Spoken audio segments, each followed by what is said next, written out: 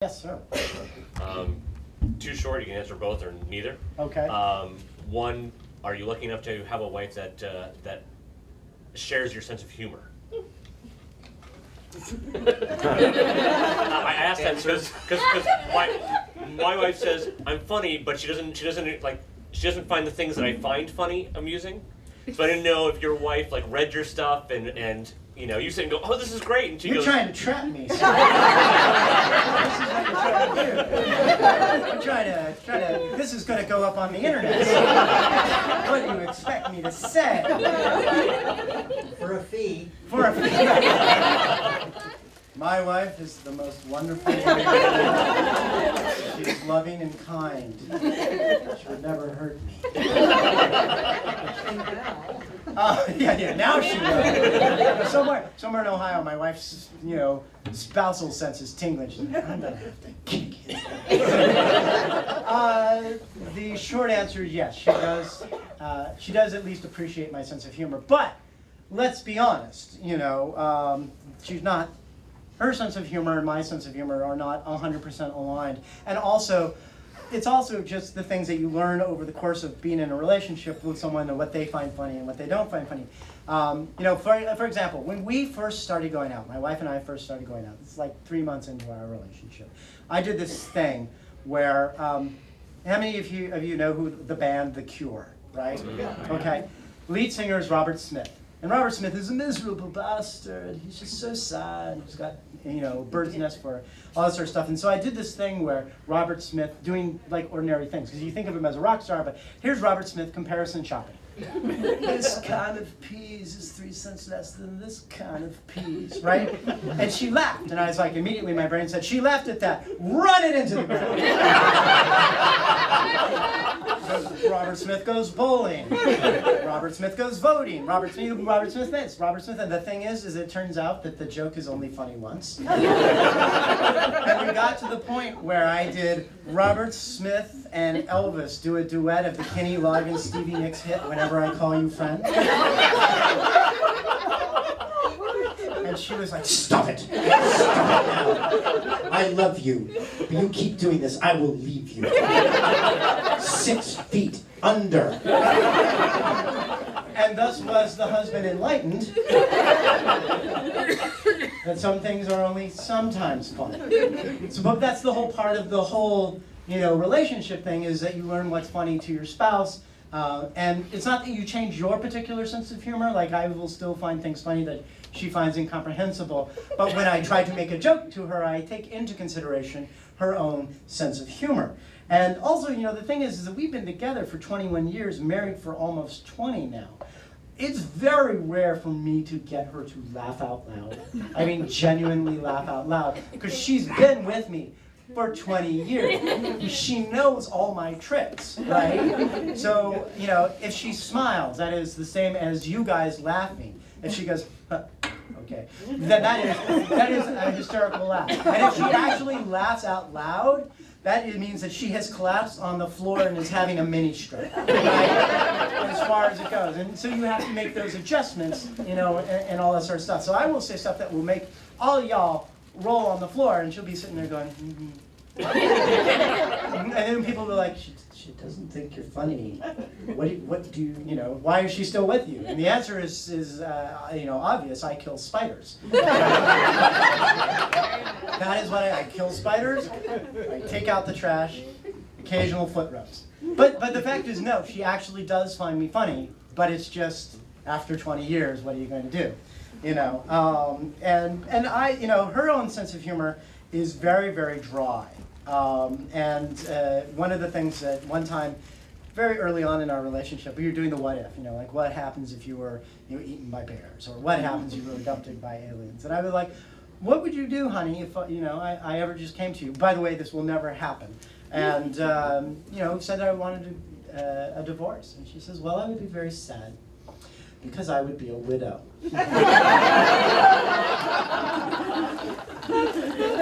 She just walks off.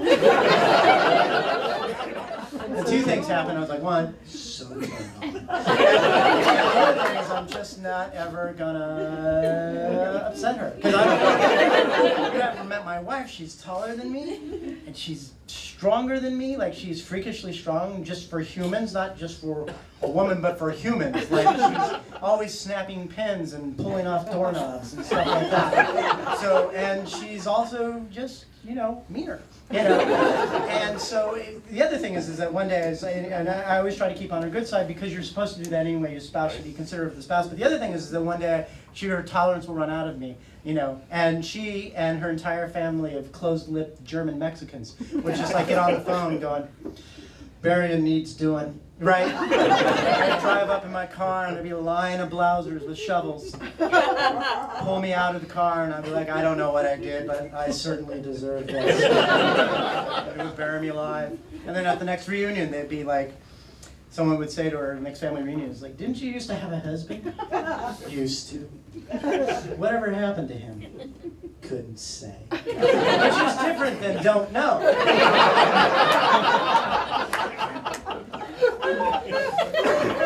But seriously, I love my wife. She's the most perfect woman. Actually, I do seriously love my wife, and she seriously is the most perfect woman in the world. I don't know whether you guys know this. I met my wife, like I was in the old-fashioned way. We met in a bar, and I was like following around a DJ because I was a newspaper reporter. It was Day in the Life of a DJ feature story, and the DJ was there, putting CDs into the player, and was like, okay, fine. As long as I'm here, I might as well dance because I'm one of the few straight white men who can dance while completely sober. And she saw me on the dance floor, okay, and said that man dances like he doesn't care that what anybody thinks. I like that. Not necessarily the dancing, but the attitude. So later on, I'm like standing up against the wall, and I have my drink in my hand, and up comes literally the most beautiful woman I've ever seen in my lifetime. And as a context, at the time I'm a newspaper reporter who was doing movie reviews and interviewing movie stars, so I have a fairly high baseline. I mean, but it's like, oh my God, this woman's come up to me, and I'm like, if I didn't have my back up against the wall, I would be looking behind me to see who the lucky bastard was, right? And she comes right up to me and she says, you and I have to dance sometime tonight. And I said, now is good. And I put my drink down, and we went onto the dance floor. It was The Cure, Friday I'm in Love. And we danced, and then later on, after we danced a couple more times, and she left with her date, who's a loser and wouldn't dance, and I gave her my card and then said, call me, I would love to have, a real actual date with you. Let's do this again. And she says, fine. And then she waits 3 weeks to call back because she's evil. And she tells me later it's because she had some things she needed to clear out, mainly the guy she was dating. But it was 3 weeks, and I was like, oh my God, I will never hear from this woman again. And I'm not exactly lighting the world on fire with social life because I'm a nerd. And and I thought that maybe I gave her somebody else's business card. Maybe someone else is having my date. There's a law of conservation of dates. There's only so many dates in the world. Somebody is having my date. But then she calls me, and I pick up the phone, and she's like, hi, I don't know if you remember me. I'm Christine. I'm like, oh, yes, the beautiful brown-haired girl I danced with 3 weeks ago. How are you doing? Why did you wait so long? No, I didn't. It was implied. It was in the subtext. I'm alone. Please date me. So we go on the date, and that was June 15th, June 16th, 1994. I proposed June 15th, June 16th, 1993, proposed June 15th, 1994 in my newspaper column. And we were married June 17th, 1995.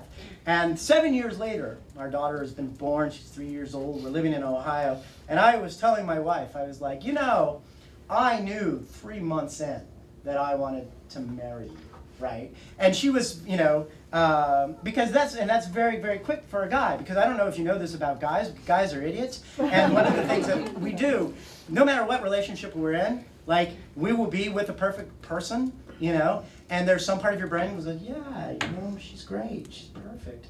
But couldn't you do just a little bit better? And that's why guys who are idiots will break up with a woman or whomever who was absolutely wonderful for them, and then 3 months later realize I've made a terrible mistake, you know, and come back. So about 3 months in, I was like, this is awesome, she is awesome, my life is awesome, everything is great. And some part of my brain was, yes, but couldn't you just shut up? You shut up right now. All the rest of my brain said, you don't ruin this for the rest of us. It will never get better than this. And so 3 months in, I knew that that was it. I was going to marry this woman. And I told her, I was like, I knew 3 months in I was going to marry you. And she gave me this look. And then she turned to her mother, who was there. And she says, tell him what I told you when I came back from our first date. Ooh, she came in the house and she said I had met the man I'm going to marry. And I, married 7 years, daughter 3 years old at the time, went, ah! Because that's crazy. And I said, it's a good thing you didn't tell me that at the time. And she says, of course I didn't tell you. What do you think I am, crazy? But in fact, so it turns out that I was reeled in, and I'm like, woo! Thank goodness, because I was doing terribly on my own. So anyway, what was the second part of your question?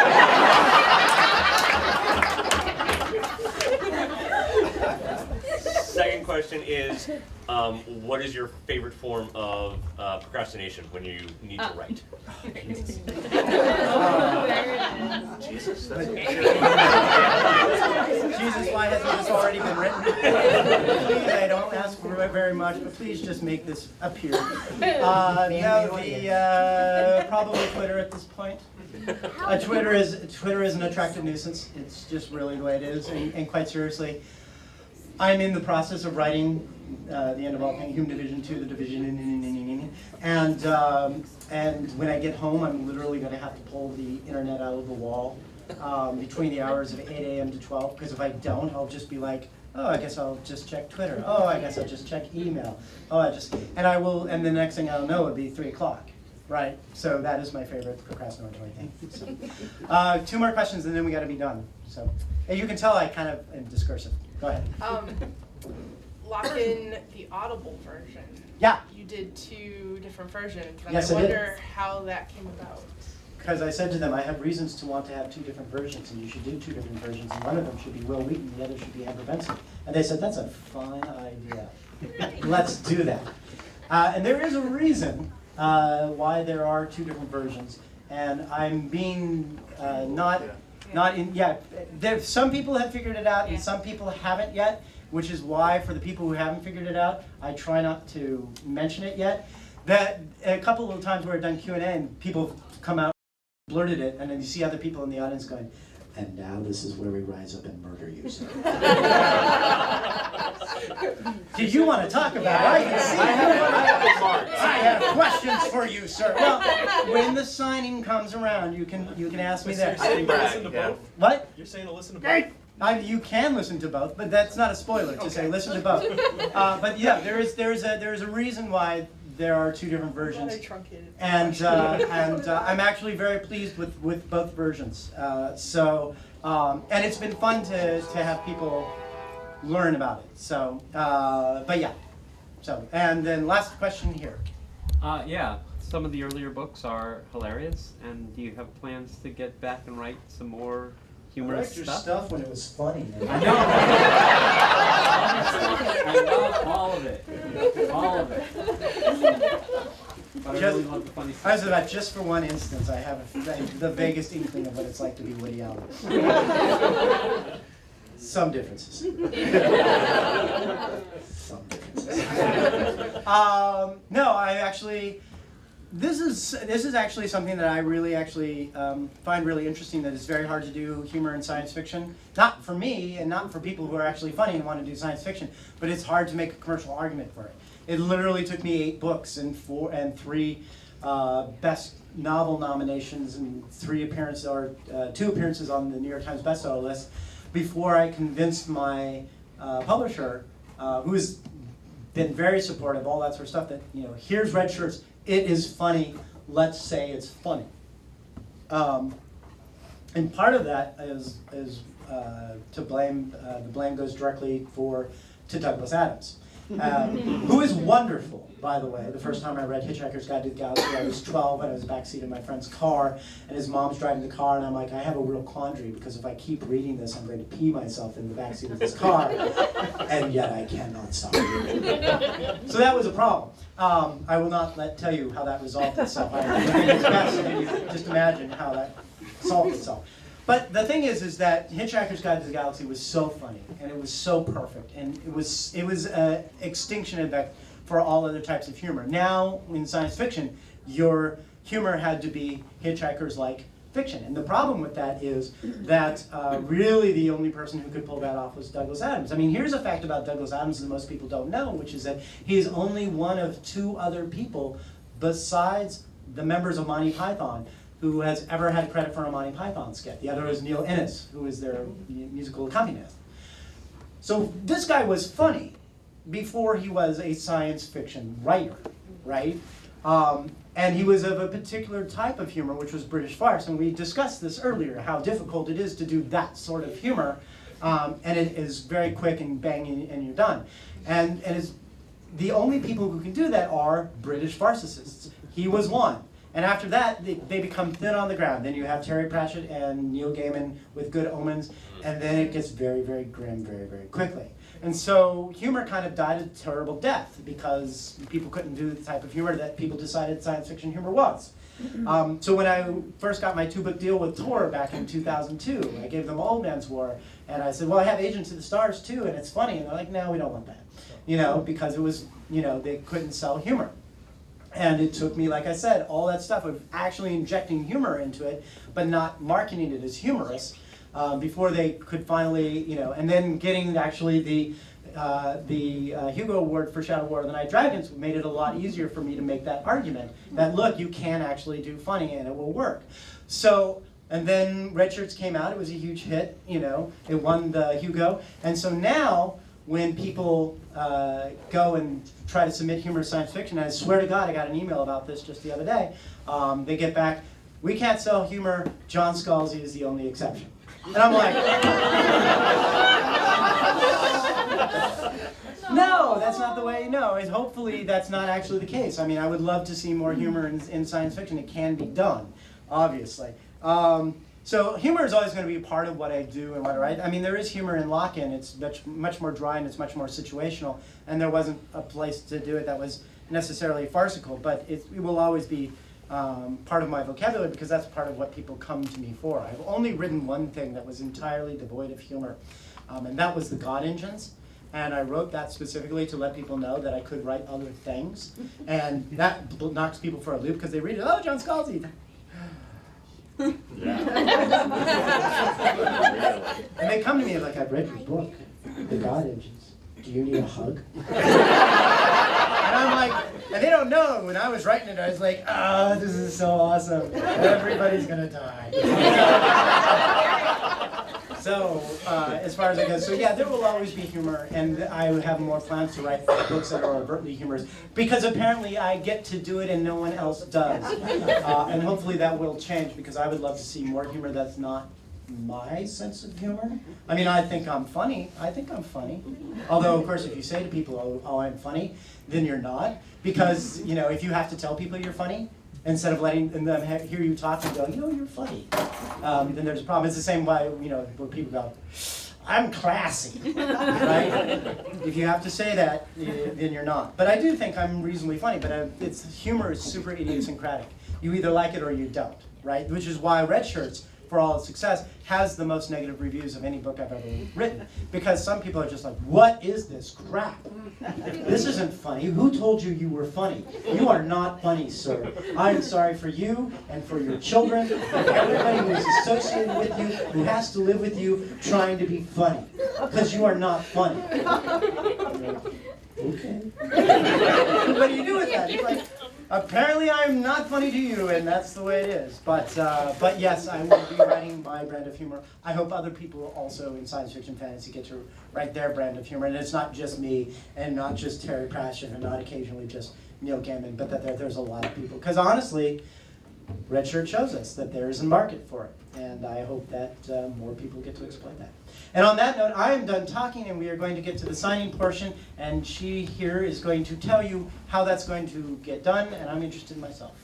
We're going that way. All right, There's a thank you table so over much there. for coming. Oh, I did one more thing. I did actually want to say this, I always forget until the very last moment, but it is important. Gibson's Bookstore has been wonderful to me. They've been, they have me here. They have lots of authors that are coming in, including Bishop O'Connell, who's local, who will be here next week. The way to show your appreciation for what they do for authors and for the community and for everything they do, buy a book. Doesn't even have to be my book. I'm okay with you buying somebody else's book. But He'll buy sign it, a too. book. I'll sign anything you But in all seriousness, you know, bookstores are really important to the community. Bookstores are kind of, in many ways, the heart of a community, along with libraries, I like to think. And show your appreciation by buying a book. I would really appreciate that. Thank you.